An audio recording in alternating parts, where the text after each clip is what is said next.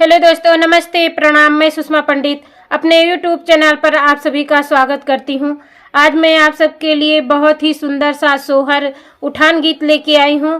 अगर आप लोगों को पसंद आता है तो लाइक कीजिए, शेयर कीजिए और कमेंट में गीत कैसा लगा ये ज़रूर बताएं। अगर मेरे चैनल पर नए हैं तो मेरे चैनल सिंगर सुषमा पंडित को सब्सक्राइब कर लीजिए ताकि हर नए वीडियो आप तक ज़रूर पहुँचे।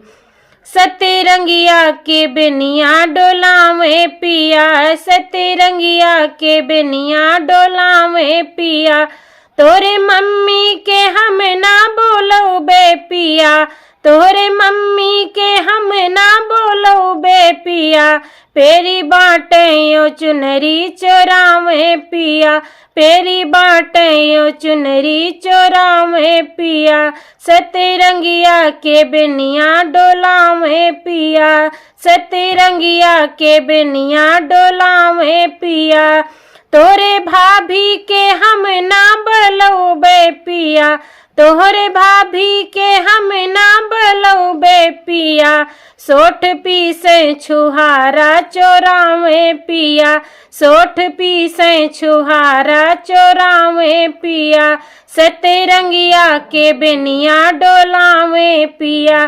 सतरंगिया के बेनिया डोलावे पिया, तोरे दीदी के हम ना बोलो बे पिया, तोरे दीदी के हम ना बोलो बे पिया, काजर दिए कजरौटा चोरावे पिया, काजर दिए कजरौटा चोरावे पिया, सतरंगिया के बेनिया डोलावे पिया, सतरंगिया के बेनिया डोलावे पिया।